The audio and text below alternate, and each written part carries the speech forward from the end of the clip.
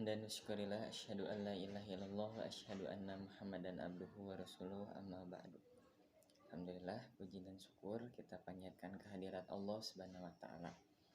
Karena dengan takdir dan kudrah dan inayahnya kita telah diberikan berbagai kenikmatan oleh Allah Subhanahu wa taala. Video ini adalah salah satu untuk memenuhi tugas mata kuliah tentang telaah kurikulum dan kapita selekta SD kelas rendah, yang dimana secara singkat akan memaparkan sedikit tentang sejarah kurikulum yang ada di Indonesia. Jadi kita selaku yang diamanahi di dunia pendidikan, seorang asatid atau guru harus mengetahui tentunya, karena kurikulum itu merupakan acuan dan target-target yang ingin dicapai itu apa saja. Tentunya itu dari sana ya. Ya, secara historis Indonesia telah mengalami beberapa perubahan kurikulum, yaitu salah satunya kurang lebih sudah 10 kali ya perubahan itu, mulai dari zaman Orde Lama sampai sekarang di masa reformasi ini. Nah, kurikulum pertama yang dianut oleh Indonesia adalah kurikulum rencana pelajaran, yaitu di tahun 1947. Kurikulum yang dimana memang sangat berfokus pada pikiran dan pendidikan karakter. Mulai diterapkan ya, walaupun diterapkan secara masif itu pada tahun 1950-an. Jadi memang kurikulum ini adalah untuk mencetak bangsa itu menjadi manusia yang berdaulat dan sejajar dengan bangsa yang lain. Apalagi memang tergantung pada karakter pemimpinnya dulu ya. Memang sangat-sangat sekali anti barat presiden pertama kita itu. Dan yang lainnya, setelah kurikulum rencana pelajaran ternyata direvisi lagi, yaitu di tahun 1952, yaitu oleh kurikulum rencana pelajaran terurai. Ya, di sini baru cikal bakal penggunaan kurikulum sebagai acuan. Nah, ini baru adanya silabus di kedua ini ya. Nah, yang selanjutnya setelah itu adalah kurikulum 1964. Kurikulum ini menerapkan program Pancawardhana untuk SD dan klasifikasi 5 mata pelajaran. Pancawardhana itu dalam artian adalah pengembangan daya cipta, karsa, rasa, dan karya moral, yang dimana dari 5 mata pelajaran itu adalah memang moral, yang mencakup moral, kecerdasan emosional, artistik, keterampilan, dan jasmani. Nah, namun di beberapa tahun berikutnya, di tahun 1964 kurikulum direvisi kembali dan menjadi kurikulum 1964. Memang program di kurikulum ini penerapan program Pancawardhana untuk SD.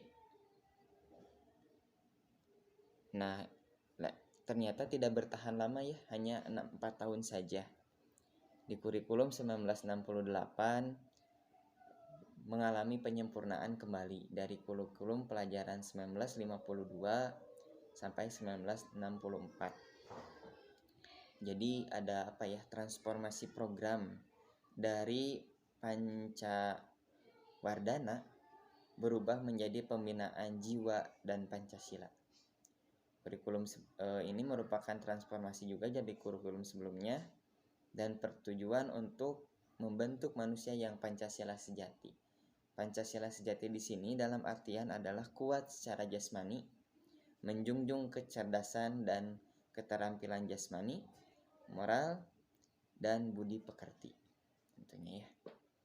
Nah, setelah kurikulum ini tentunya pemerintahan mengalami masa baru, yaitu masa Orde Baru ya.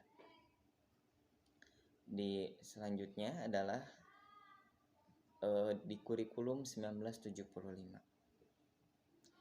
kurikulum yang memang memiliki tujuan atau harapan agar lebih efektif lagi dan efisien dari kurikulum sebelumnya, dengan cara mulai diterapkannya rencana pelajaran setiap satuan bahasan. Jadi lebih diperinci lagi. Walaupun memang di beberapa tahun ke depan mengalami kontroversi dan menuai kritik.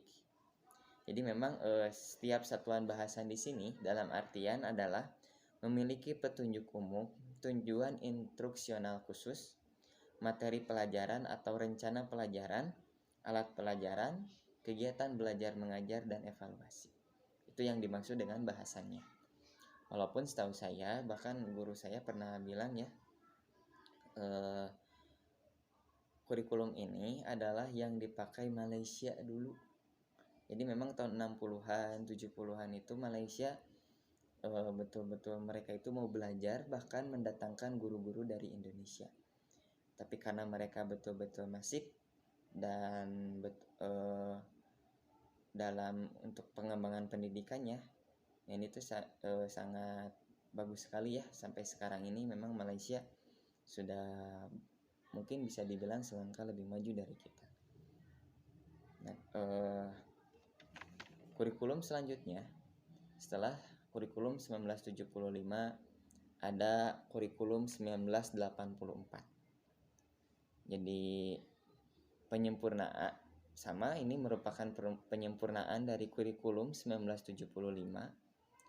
Mulai diterapkannya CBSA ya, cara belajar siswa aktif, atau biasa dikenal juga SAL, yaitu Student Active Learning, atau sebagai wujud siswa sebagai subjek belajar. Jadi tidak hanya sebagai objek. Jadi siswa betul-betul agar lebih aktif ya.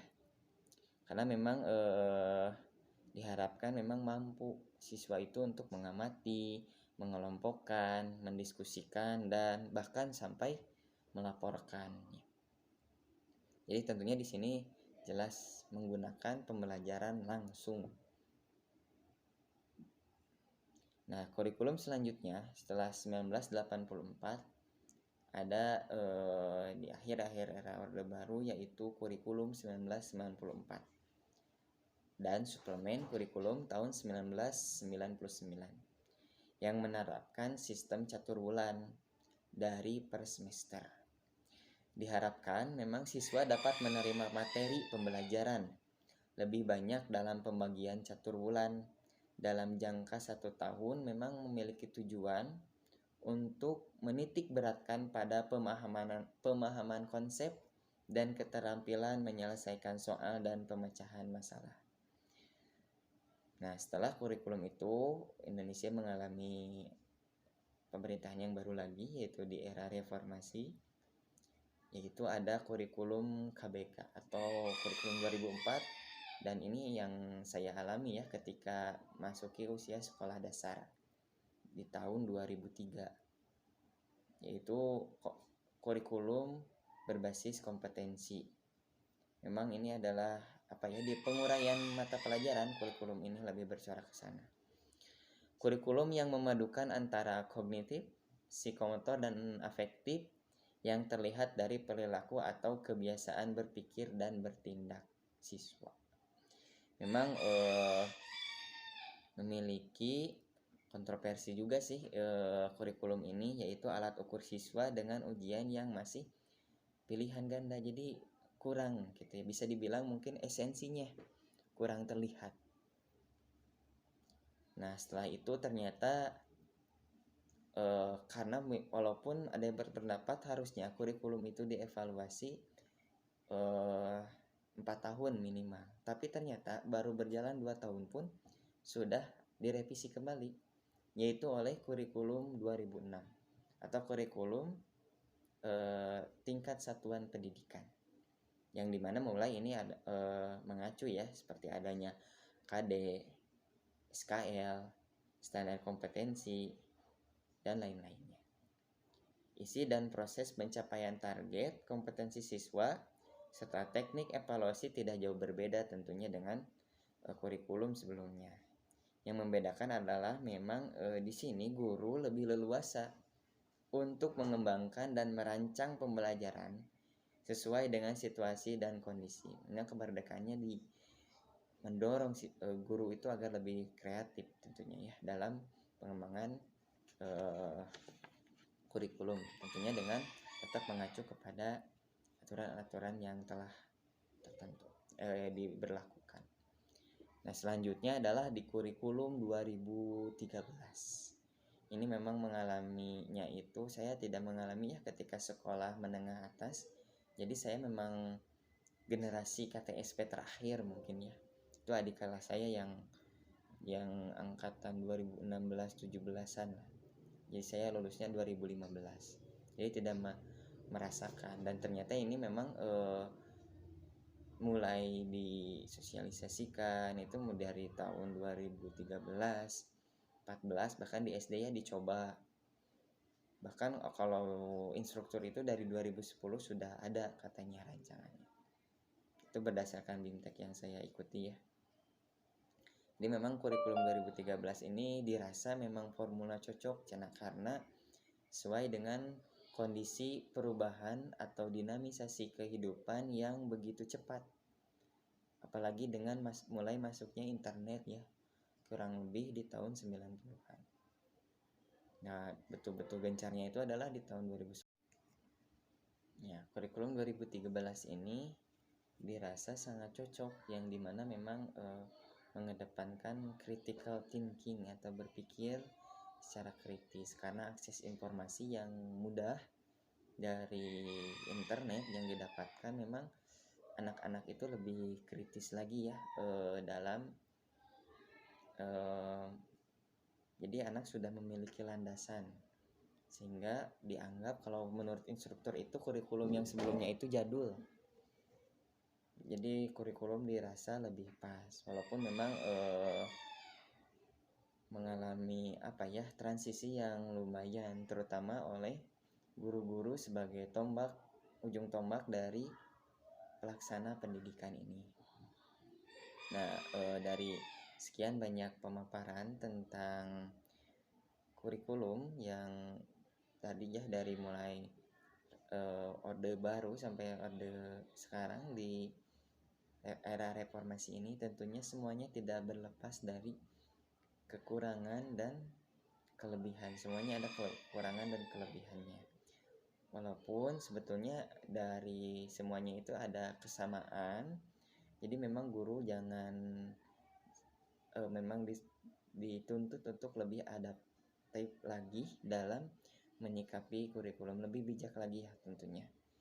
Apapun kurikulumnya memang walaupun ada istilah ya tentang ganti menteri, ganti kurikulum, tapi semoga itu tidak menyurutkan semangat kita untuk ikut andil sebagai yang diamanahi di bidang pendidikan ini, yaitu untuk mencerdaskan kehidupan bangsa, yaitu dan kita tentunya dengan mengacu kepada Sisdiknas juga di tahun nomor 20 tahun 2003 ya, yaitu tentunya yang beriman dan bertakwa, siswa-siswi yang beriman dan bertakwa, dan poin-poin yang lainnya juga. Nah, demikianlah dari pemaparan tentang sejarah kurikulum. Semoga mohon maaf bila ada kekurangan. Tentunya yang benarnya itu dari Allah, dan yang salahnya itu dari pribadi saya sendiri. Mohon maaf. Akhirul kalam, qulu qouli hadza wa astaghfirullah li wa lakum. Assalamualaikum warahmatullahi wabarakatuh.